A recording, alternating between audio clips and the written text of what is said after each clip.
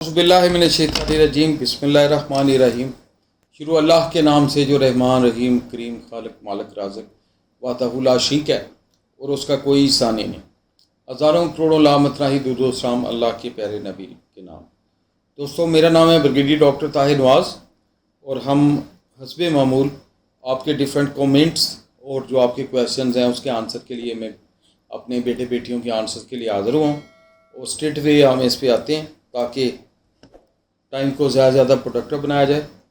पहला सवाल है कि dear sir, I want to ask you that can we join army as a major, as I heard that we can join Pak army as a major after doing MA और MSc, and what is the age limit and how much relaxation is given in age, kindly guide me. बेटा, age की बात पहले कर लेते हैं। किसी भी फोरम में किसी भी इंडक्शन के लिए आर्मी नेवी एयरफोर्स के लिए मैक्सिमम आपको 3 महीनों की एज रिलैक्सेशन दी जा सकती है, उससे ज़्यादा नहीं दी जाती।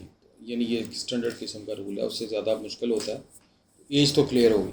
बाकी जो आपने एज ए मेजर किया है वो बहुत कम वैकेंसीज़ आती हैं मास्टर्स करने के बाद कोर ऑफ एजुकेशन में या डिफरेंट पर्टिकुलर चीज़ों में, तीनों फोर्सेस में आती हैं बेसिकली।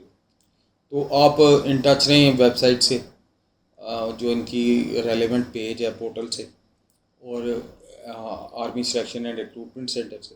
तो जो भी आपकी क्वालिफिकेशन के लिहाज से कोई चीज़ आई तो फिर आप you can apply. Best of luck for that. अगला है, sir can we do international relationship IRBS after join Pak army long course. ये आपने लॉन्ग कोर्स में ज्वाइन करके आप ट्रेनिंग करके जब ऑफिसर बन जाते हैं तो सिविलियन एजुकेशन आप पढ़ सकते हैं साथ साथ परमिशन लेके। उसके डिफरेंट रूल्स हैं कि आर्मी में परफॉर्म करने के साथ साथ आप अपनी जो कन्वेंशनल एजुकेशन है इसको इम्प्रूव करना चाहें तो आपने तो यकदम आर्मी में ज्वाइन करने के बाद BS इंटरनेशनल रिलेशन पे चले गए।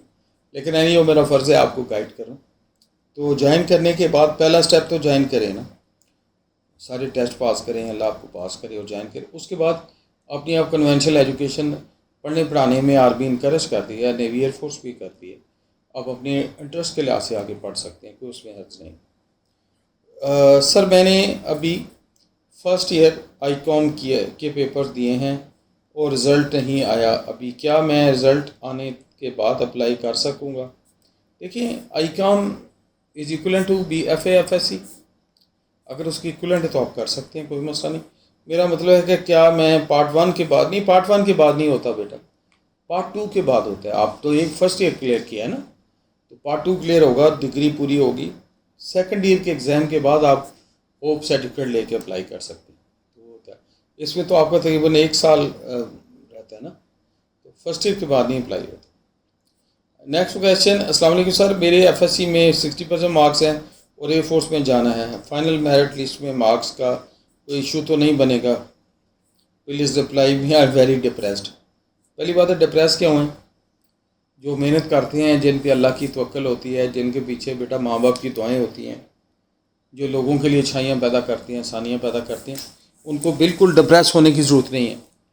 डिप्रेस वो होते हैं जो किसी का बुरा सोचें, जिनका अल्लाह की ज़ात पे ईमान ना हो, जो मेहनत पे बिलीव ना करते हो और जिनके पीछे दुआएं ना हो। तो इसलिए डिप्रेस वाली बात तो मुझे समझ नहीं आई, डोंट डू इट।